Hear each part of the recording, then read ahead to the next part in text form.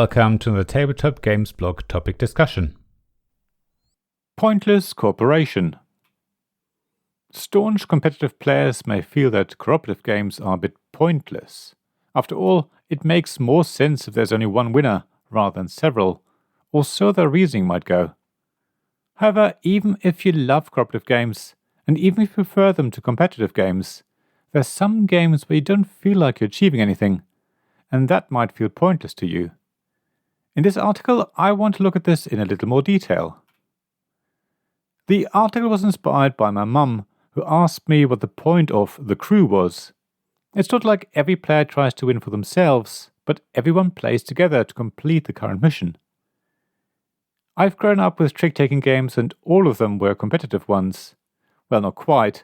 Actually, all of the ones I've played in my teenage years and as a young adult were actually semi-cooperative. In Skat, a 3-player trick-taking game, 2 people play against 1. In Doppelkopf, there are 2 teams of 2 players each. So you're often playing cooperatively with another player, and you have to play accordingly, sometimes giving your partner cards so that you score higher as a team than the other players or players. However, ultimately, there's ever only one winner. You play Skat and Doppelkopf over a number of rounds, and after each round, players will score a number of points, maybe even losing points depending on the game. Sometimes you decide the number of rounds in advance, but more often than not, you just keep playing until the evening draws to an end, or your lunch break is over, or there's some other reasons you used to stop. At that point, the player with the most points wins. Consequently, both games are actually competitive games. So, if you've grown up with trick-taking games, then the crew will feel a bit weird, and maybe a bit pointless.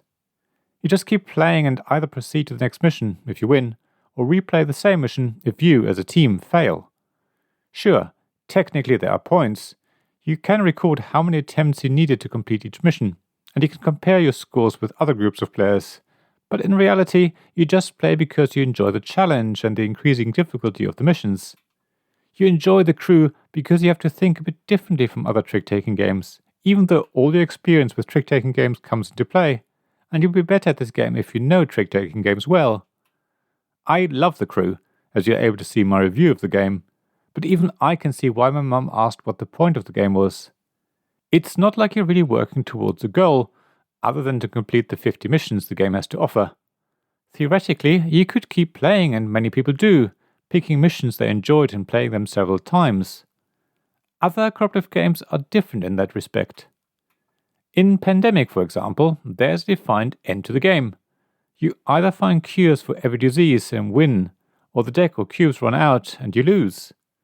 There's a clear target and you feel like you've achieved something when the game ends, or maybe you feel you could have achieved more if you had just had one more round to win the game. In Sleeping Gods, you explore a rich and detailed world, almost aimlessly, but even though there is no clear target, you have plenty of things to do and tasks to fulfill, that you feel you're achieving something as you play. You feel terrible when you have to return to a harbor to heal your crew, because the last battle didn't go in your favor. There's a sense of a story arc that ends when your event deck runs out.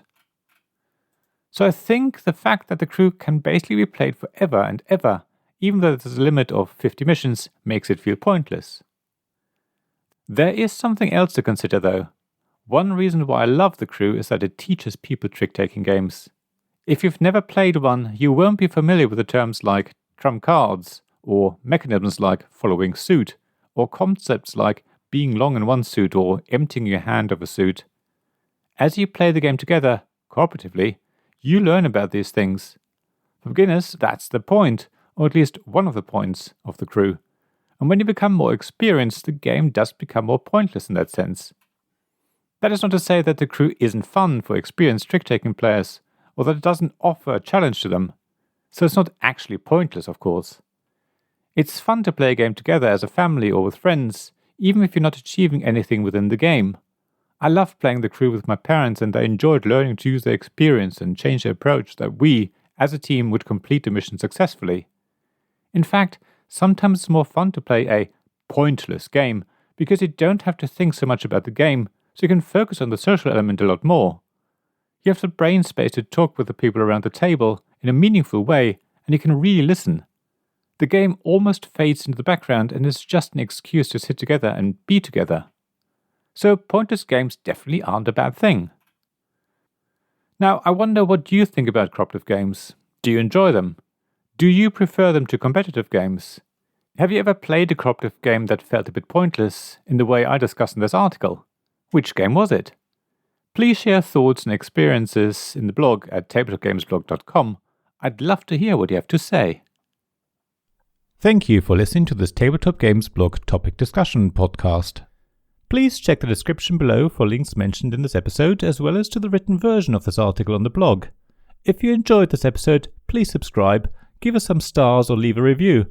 Please also tell your friends about me, and if you want to offer financial support, check out my Patreon and Ko-fi pages, links to which you'll find in the blog at tabletopgamesblog.com. So thank you again for listening, and I hope to see you again soon. This podcast was made possible by the generous help of my Patreon supporters. Royal Patrons, Nicholas Higgins and Sean Newman. Magic Champion Zeb Hicks. Castle Guards David Miller and James Naylor. Dice Masters Alex Bardi, Paul Grogan and Robin Kay. And Shining Lights Gavin Jones, Sarah Reed, Richard Simpson and Tim Vernick.